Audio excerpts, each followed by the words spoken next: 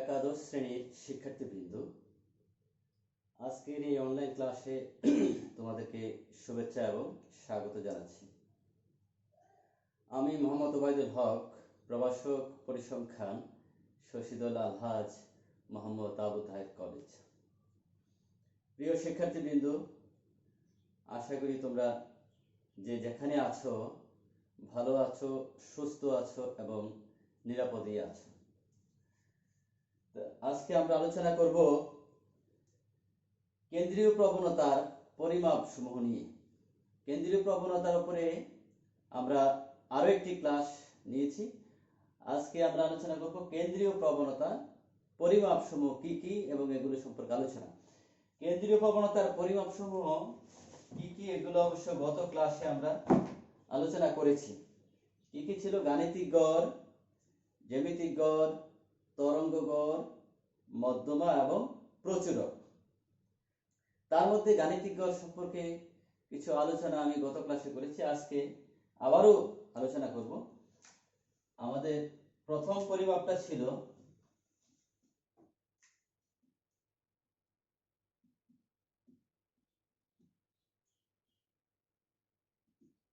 গাণিতিক গড়। গাণিতিক গড়কে সংক্ষেপে এএম মানে অ্যারিথমেটিক মিন, গাণিতিক গড়ের সংক্ষিপ্ত রূপ। তো এটাকে কি দ্বারা প্রকাশ করে লিখবো আমরা একটু প্রথমে বলি। গাণিতিক গড় কাকে বলে? গাণিতিক গড় হচ্ছে কোনো তত্ত্ব সারিতে যতগুলো মান থাকবে তাদের সমষ্টিকে ঠিক তত দ্বারা ভাগ করলে যে মান পাওয়া যায় তাকে গাণিতিক গড় বলে। যেমন আমি একটা উদাহরণ দেই।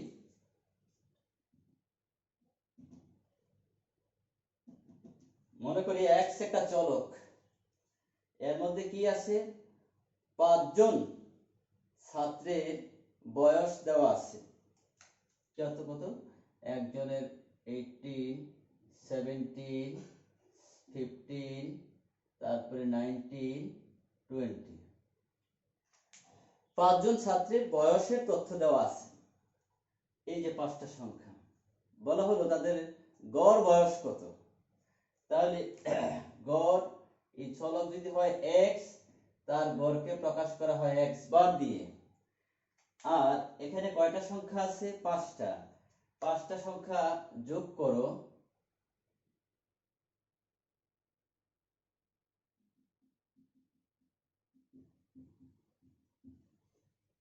ভাগ 5। দেখো গড় কিভাবে আসলো? তত্ত্ব সারিতে যতগুলো মান থাকবে তাদের সমষ্টি, এই যে সমষ্টি, আর এই সমষ্টিকে তত্ত্ব সারির পদ সংখ্যা দিয়ে, কয়জন ছাত্রের তথ্য আছে এখানে? 5 জন, তাই 5 দিয়ে ভাগ। যদি 10 জন ছাত্রের তথ্য থাকতো তাহলে তাদের সমষ্টিকে 10 দিয়ে ভাগ। এটাই হচ্ছে গাণিতিক গড়। অর্থাৎ কোন তত্ত্ব সারিতে যতগুলো মান থাকে তাদের সমষ্টিকে ঠিক তত দ্বারা ভাগ করলে যে মান পাওয়া যায় তাকে গাণিতিক গড় বলে। গাণিতিক গড়কে কি দ্বারা প্রকাশ করে? x বার দিয়ে। x বারের সূত্র আছে এই সামেশন xi ভাগ n। এটা একেবারে ছোট তত্ত্ব সারির ক্ষেত্রে যার কোনো গণসংখ্যা নাই, এইটা প্রত্যেকটা মান একবার করে আসছে এমন, অর্থাৎ যতটা পদ সংখ্যা যত, সংখ্যাও তত। এইটার গাণিতিক গড় এত। বা অশ্রেণীকৃত তথ্য হলে। আর শ্রেণীকৃত তথ্য হলে x বারের সূত্র হয় সামেশন fi xi বা ক্যাপিটাল N, সব গাণিতিক গড়ের সূত্র। আরো সংক্ষিপ্ত পদ্ধতিতে আছে a plus summation fi di by n into c। এটা আরো সংক্ষিপ্ত পদ্ধতিতে। এই সূত্রগুলোর সাহায্যে আমরা গাণিতিক গড় নির্ণয় করব। এগুলো মনে হচ্ছে যে মুখস্থ থাকবে কি থাকবে না, আমরা যখন প্র্যাকটিক্যালি প্রয়োগ করব তখন এগুলো আমাদের মনে থাকবে। তো তোমরা এগুলো একটু প্র্যাকটিস করবা। তাই আর আছে কি, গাণিতিক গড়ের কিছু সুবিধা অসুবিধা আছে। তো গাণিতিক গড়ের অসুবিধা তেমন একটা নাই, শুধু প্রান্তিক মান দ্বারা গাণিতিক গড় একটু বেশি প্রভাবিত হয়, আর না হয় গাণিতিক গড়ের সুবিধাই বেশি। তাহলে গাণিতিক গড়ের কিছু সুবিধা অসুবিধা তোমরা বই দেখবা, এই একটা আদর্শ পরিমাপে কি কি গুণাবলী থাকে এই তো গাণিতিক গড়ের কিছু সুবিধা আমি বলি একটু দেখো। গাণিতিক গড় সহজে বোঝা যায়। গাণিতিক গড়ের সংজ্ঞা সঠিক সুস্পষ্ট। ইহা নিবেশনের সকল মানের উপর নির্ভরশীল। কোনো মান একেবারে এখানে 5টা মান আছে, 5টা মানে যোগ করতে হবে, ক্যালকুলেশন নিয়ে আসতে হবে। কোনো মান ক্যালকুলেশনের বাইরে রেখে গাণিতিক গড় নির্ণয় করা যায় না, এটা একটা সুবিধা। গাণিতিক গড় সহজে নির্ণয় করা যায়। গাণিতিক গড় সহজে গাণিতিক ও বীজগণিতিক প্রক্রিয়া প্রয়োগ করা যায়। গাণিতিক গড় তুলনা উপযোগী, তুলনা করা যায় একটা সাথে। তারপরে দ্বারাভুক্ত কোনো মান শূন্য বা ঋণাত্মক হলেও গাণিতিক গড় নির্ণয় করা যায়। কোনো তথ্য সারিতে একটি মান শূন্য থাকুক বা ঋণাত্মক মান থাকুক তখন গাণিতিক গড় নির্ণয় করা যায়, কিন্তু অন্যান্য পরিমাপগুলো এক্ষেত্রে করা যায় না, একটা অসুবিধা। অসুবিধাগুলো কি কি? গাণিতিক গড় প্রান্তিক মান দ্বারা প্রভাবিত হয়, আমি বলছিলাম এটা গাণিতিক গড়ের একটা মেজর প্রবলেম। প্রান্তিক মান, খুব বড় মান বা খুব ছোট মানকে প্রান্তিক মান বলে। আর এই প্রান্তিক মান দ্বারা গাণিতিক গড় খুব প্রভাবিত হয়, এটা প্রকৃত গাণিতিক গড় বের হয় না প্রান্তিক মান খুব বড় ছোট হলে। গুণবাচক তথ্যের ক্ষেত্রে গাণিতিক গড় নির্ণয় করা যায় না। লেখচিত্রের মাধ্যমে গাণিতিক গড় নির্ণয় করা যায় না, এটা মনে রাখবে। লেখচিত্রের সাহায্যে গাণিতিক গড় নির্ণয় করা যায় না, তবে মধ্যমা এবং প্রচুরক নির্ণয় করা যায়। গাণিতিক গড় তুলনা উপযোগী হলেও অনেক সময় ত্রুটিপূর্ণ সিদ্ধান্ত দেয়। এই হলো গাণিতিক গড়ের অসুবিধা সুবিধা। চলো আমরা তারপরের পরিমাপটাতে যাই।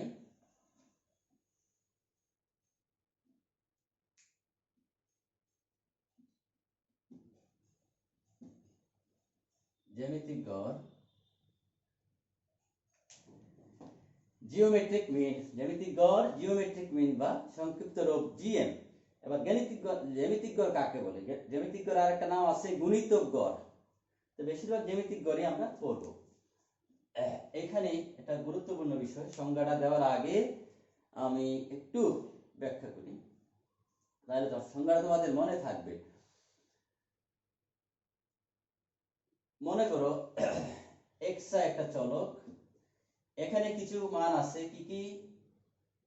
5, 4, 3, 6, 4টা মান আছে।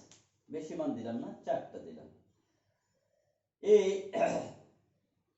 জ্যামিতিক গড় হবে, আচ্ছা আর একটা মান দিই, তাহলে 2। জ্যামিতিক গড়, তাদের গাণিতিক গড় কি হবে? একটু আগে আমরা আলোচনা করেছি, এই 5টা মান, 5টা তথ্য আছে, 5টা মান যোগ করে 5 দিয়ে ভাগ, গাণিতিক গড়। জ্যামিতিক গড় হলো, দেখো সংজ্ঞাটা তোমরা পরে তৈরি করবা, তাদের আগে গুণ করো।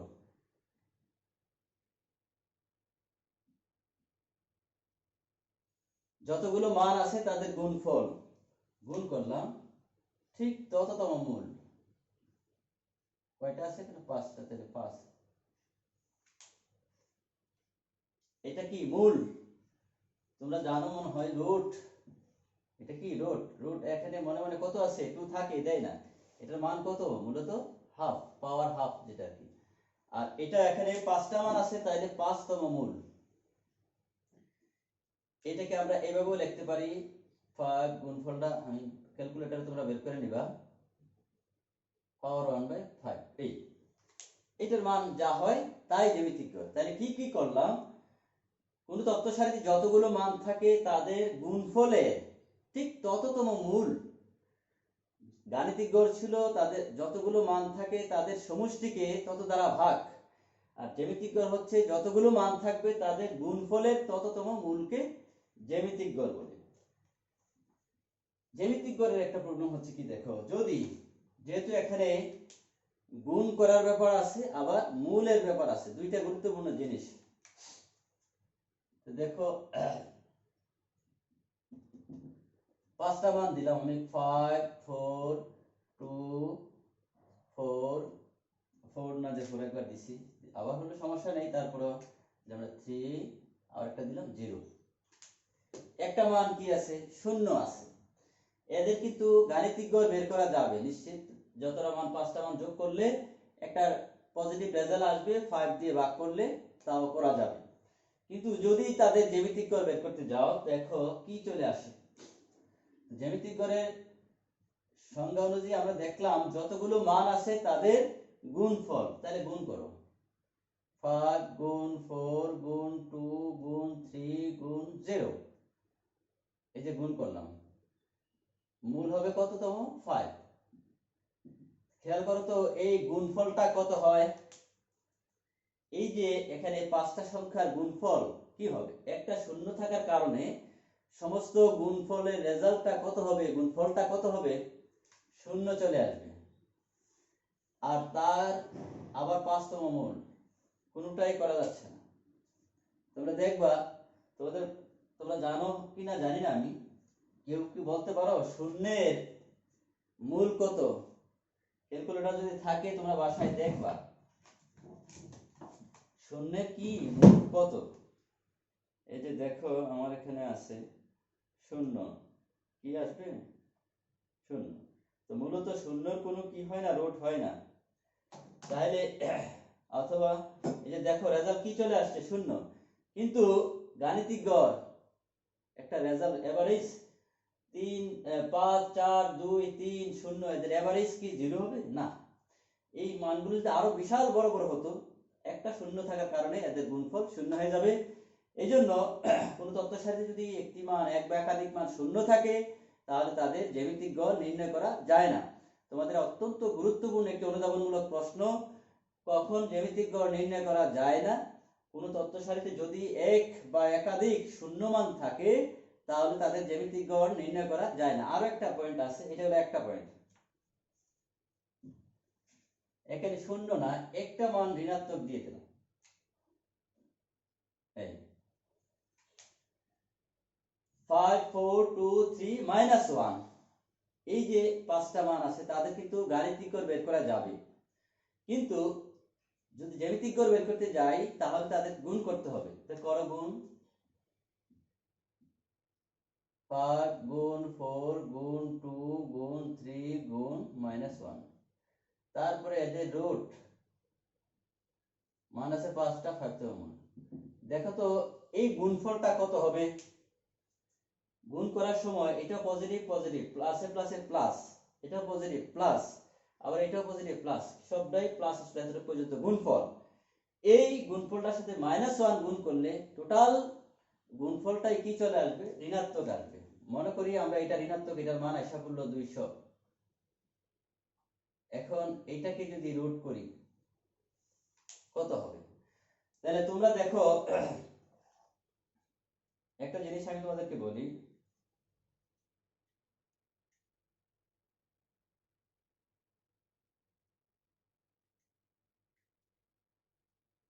চোদ্দ, আচ্ছা আমি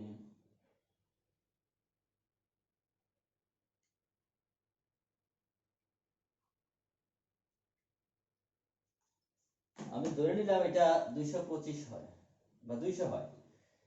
200 যদি 200 যে কোনো পজিটিভ সংখ্যার বর্গমূল হয়, এটার বর্গমূল হয় কি না তোমরা আজকে জানো কিনা জানি না। ঋণাত্মক সংখ্যার কি হয় না, রুট হয় না। যে কোনো ঋণাত্মক সংখ্যার রুট ক্যালকুলেটরে দেখো কি আসে, দেখবে এরর দেখাবে। তাহলে ঋণাত্মক সংখ্যা রুট হয় না, তাহলে এখানে গুণফলটা যেহেতু ঋণাত্মক আসবে, তাহলে এদের গুণফল ঋণাত্মক আসবে। ঋণাত্মকের মূল হয় না, তাই জ্যামিতিক গড় নির্ণয় করা যায় না। তবে যদি দুটো মান ঋণাত্মক থাকতো তাহলে মাইনাসে মাইনাসে প্লাস জ্যামিতিক গড় বের করা যেত। যদি তিনটি মান ঋণাত্মক থাকে তথ্য সারিতে, তখনও জ্যামিতিক গড় টোটাল গুণফলটাই চলে আসবে ঋণাত্মক। তাহলে বিজোড় সংখ্যক ঋণাত্মক মান থাকলে তাদের জ্যামিতিক গড় নির্ণয় করা যাবে না। এটা আমরা এখন বুঝতে পারলাম। একটা থাকলে গুণফলটা ঋণাত্মক চলে আসে, আর ঋণাত্মক সংখ্যার কি হয় না, বর্গমূল হয় না। যেহেতু জ্যামিতিক গড়ের সময় আমাকে অবশ্যই মূল করার প্রয়োজন হয়। এই যে মূল, বর্গমূল, 3তম মূল, এখানে 5তম মূল, যতটা মান আছে তততম মূল। তাহলে জোড় সংখ্যক ঋণাত্মক মান থাকলে জ্যামিতিক গড় নির্ণয় করা যাবে। যদি বেজোড় সংখ্যক ঋণাত্মক মান থাকে তাহলে জ্যামিতিক গড় নির্ণয় করা যাবে না। তাহলে কখন জ্যামিতিক গড় নির্ণয় করা যায় না, একটা অত্যন্ত ইম্পর্টেন্ট অনুধাবনমূলক প্রশ্ন। তথ্য সারিতে কোনো শূন্য মান থাকলে তাদের জ্যামিতিক গড় নির্ণয় করা যায় না। আরেকটা প্রশ্ন হচ্ছে বিজোড় সংখ্যক ঋণাত্মক মান থাকলেও তাদের জ্যামিতিক গড় নির্ণয় করা যায় না।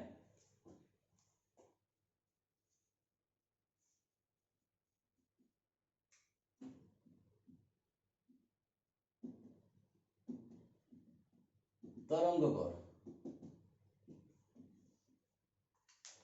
তরঙ্গ গড়, এটাকে তরঙ্গ মানে ঢেউ, এটাকে আমরা উল্টন গড়ও বলি। কোনো কোনো ভাষায় বইয়ে আমরা উল্টন গড় পড়ব। মনে রাখবে তরঙ্গ গড় আর উল্টন গড় একই জিনিস। তাহলে তরঙ্গ গড় কাকে বলে? আমরা প্রথমে শিখলাম গাণিতিক গড়। কোন তত্ত্ব সারির যতগুলো মান থাকে তাদের সমষ্টিকে ঠিক তত দ্বারা ভাগ করলে যে মান পাওয়া যায় তাকে গাণিতিক গড় বলে। তারপরে শিখলাম আমরা জ্যামিতিক গড়। কোন তত্ত্ব সারির যতগুলো মান থাকে তাদের গুণফলের ঠিক তততম মূলকে জ্যামিতিক গড় বলে। এখন শিখবো আমরা তরঙ্গ গড় বা উল্টন গড়। দেখো আমি একটু আগে সংজ্ঞাটা দেওয়ার আগে বলি, আচ্ছা সংখ্যায় দেই, একটা উদাহরণ দিয়ে আলোচনা করি। মনে করো 3, 5, 4 তিনটা মান আছে। এবার মানগুলোকে যদি তুমি উল্টাইয়ে দাও তাহলে চলকটার চেহারা উল্টে যাবে 1/xi। এটা মনে করতেছি চলকটা ছিল x, মান ছিল কি কি 3, 5, 4। এবার চলকের মানগুলোকে উভয় পাশে উল্টাই দিলাম আর কি। এটাকে উল্টাইলে কি হয়, নিচে মনে মনে 1 আছে, 1 যাবে উপরে, উল্টাই গেল 1/3 সরি প্লাস দিছি 1/5 1/4। এটা কি হইল, এটা উল্টা মান, উল্টা মান। এবারে উল্টা মানগুলোর সমষ্টি বের করো, আবার তাদের সমষ্টি, তাদের কি হলো 1/3 1/5 1/4 সবগুলোকে যোগ করলাম। দেখো তত্ত্ব সারির উল্টা মানের সমষ্টি বের করছি। সমষ্টি বের করা না করলে তো আমরা গাণিতিক গড় বের করতে পারবো না। এবার যদি তাদের গাণিতিক গড় বের করো, তাদের গাণিতিক গড় আবার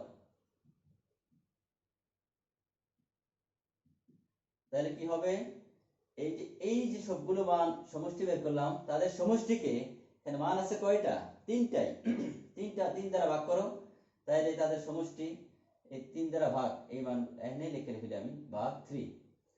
এইটাকে যদি আবার তুমি উল্টায় দাও, এইটা হয়ে যাবে এই সেম 3 উপরে নিচে 1/3 1/5 প্লাস 1/4। এইটাই হবে তরঙ্গ গড়। কি কি করলাম দেখো, কতগুলো দুইবার উল্টানো হলো। প্রথমে তত্ত্ব সারির মানগুলোকে উল্টানো হলো, উল্টা মানের, তারপরে গাণিতিক গড় সমষ্টি, গাণিতিক গড়ের প্রয়োজনে সমষ্টি বের করা হয়, সেই সমষ্টিটা আমি মুছে ফেলি। এই তাদের গাণিতিক গড় বের করছি, তো তাদের উল্টা মানের গাণিতিক গড়, উল্টা মানের গাণিতিক গড় তার মানে হবে 1/x এদের সমষ্টি, তারপরে ভাগ 3। আচ্ছা দেখাই দেই, এই যে 1/3 প্লাস 1/5 প্লাস 1/4 গাণিতিক গড় 3। তারপরে এদেরকে আবার উল্টানো হলো, কোন তত্ত্ব সারির উল্টা মানের গাণিতিক গড়ের উল্টা মানকে দুইবার উল্টানো হলো। তত্ত্ব সারির মানগুলোকে উল্টানো হলো, তারপরে তাদের গাণিতিক গড় বের করে তারপর আবার উল্টানো হলো। কোন তত্ত্ব সারির মানগুলোর উল্টা মানের গাণিতিক গড়ের উল্টা মানকেই তরঙ্গ গড় বলে। তরঙ্গ গড়ের কিছু সুবিধা অসুবিধা, জ্যামিতিক গড়েরও কিছু সুবিধা অসুবিধা ইত্যাদি আছে, তোমরা এগুলো বাসায় পড়বে। আজকে এতটুকুই থাক, তিনটা পরিমাপ, গাণিতিক গড়, জ্যামিতিক গড়, তরঙ্গ গড়। গাণিতিক গড় কাকে বলে, কোন তত্ত্ব সারিতে যতগুলো মান থাকে তাদের সমষ্টিকে ঠিক তত দ্বারা ভাগ করলে যে মান পাওয়া যায় তাকে গাণিতিক গড় বলে।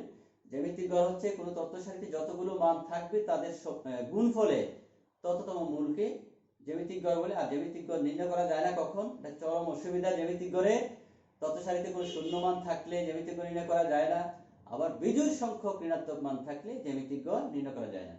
তরঙ্গ গড় কোন তত্ত্ব সারির উল্টা মানের গাণিতিক গড়ের উল্টা মানকে, আগে উল্টা মান তারপর গাণিতিক গড় তারপর আবার উল্টা মানকে তরঙ্গ গড় বলে।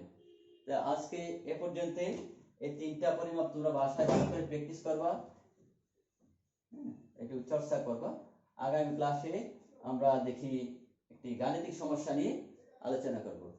তো শিক্ষার্থী বন্ধুরা তোমরা ভালো থাকবে, সাবধানে থাকবে, নিরাপদে থাকবে। সবাইকে ধন্যবাদ।